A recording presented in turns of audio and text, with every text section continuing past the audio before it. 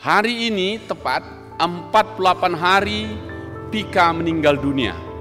Seorang anak bangsa yang meninggal dunia bukan karena perang, bukan karena bencana, bukan karena ancaman lainnya, tetapi karena negara terlalu lama berdiskusi tentang sebuah riset yang tak kunjung dimulai.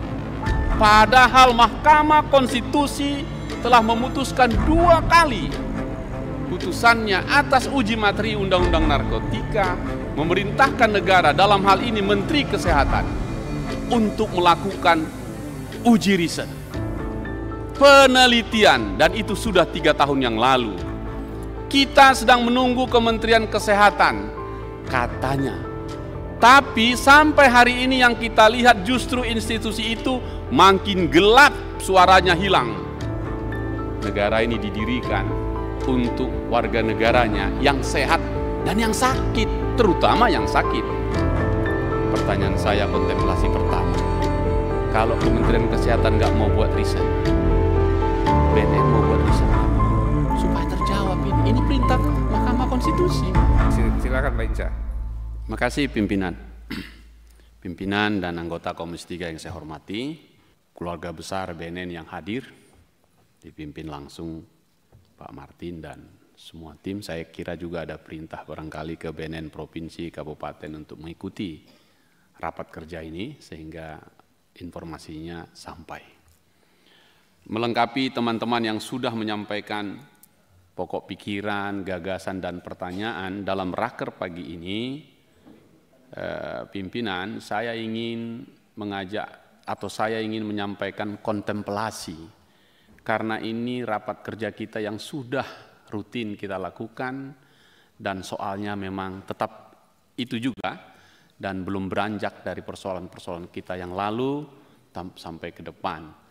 Tetapi lembaran presentasi yang disampaikan Pak Martin ini melegakan saya untuk membaca dan memetakan secara jernih problem kita ini, dan dari situlah saya mengajukan kata kontemplasi untuk kita agar betul-betul dapat, ketika dimulai dari 4 slide yang mengguncang hati dan pikiran saya tentang perkembangan permasalahan narkoba, dan ini sudah saya sampaikan berkali-kali, dengan tambahan politik global yang Presiden Trump menyampaikan secara terang benderang bahwa kartel narkoba sebagai organisasi teroris.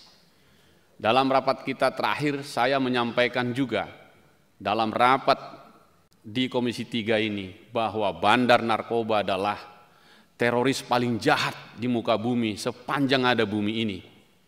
Dan karena itu saya kira apa yang disampaikan oleh Trump juga adalah suara kita, meskipun dampaknya ke kita.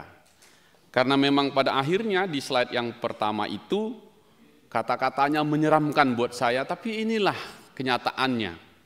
Dunia terus dibanjiri narkoba dari 3 kawasan sentra produksi, dikepung dunia ini.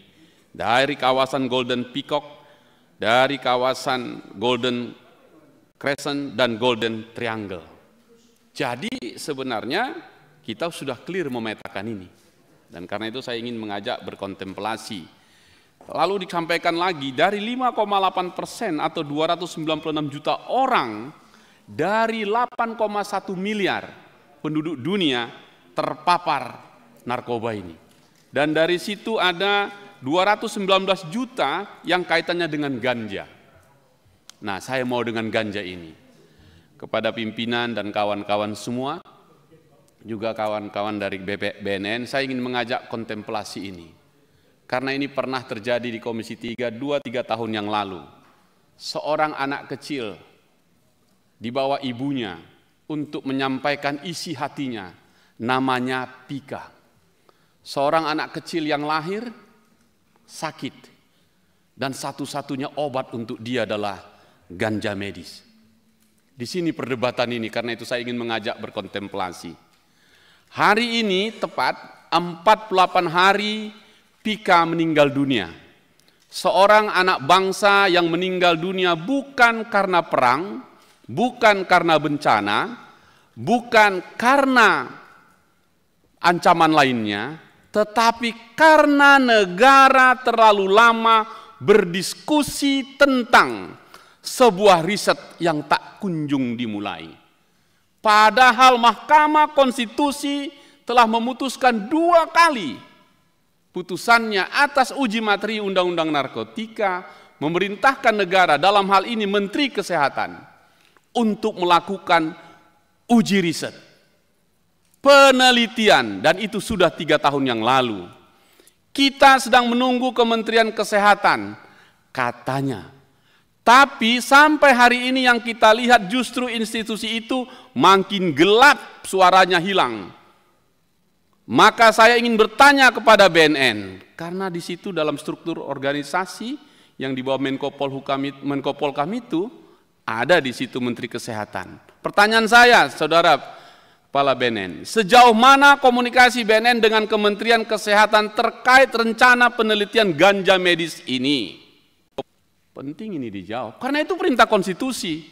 Dan lebih dari itu, apakah BNN dengan segala otoritas dan kredibilitasnya bisa menjadi inisiator riset ini? Atau setidaknya membuka pintu agar bangsa ini tidak terus menjadi korban dari birokrasi yang membatu? Sebab bila semua hanya saling menunggu, lalu untuk apa kita punya institusi yang katanya hadir untuk melindungi rakyatnya? Negara ini didirikan untuk warga negaranya yang sehat dan yang sakit, terutama yang sakit. A nation should not be judged by how it treats its highest citizen, but its lowest ones. Sebuah bangsa tidak seharusnya diukur dari bagaimana ia memperlakukan warganya yang paling kuat, tetapi dari bagaimana ia memperlakukan yang paling lemah. Pertanyaan saya, kontemplasi pertama, kalau Kementerian Kesehatan nggak mau buat riset, BNN mau buat riset enggak? Supaya terjawab ini perintah Mahkamah Konstitusi. Begitu kontemplasi saya yang pertama. Saya yakin BNN bisa.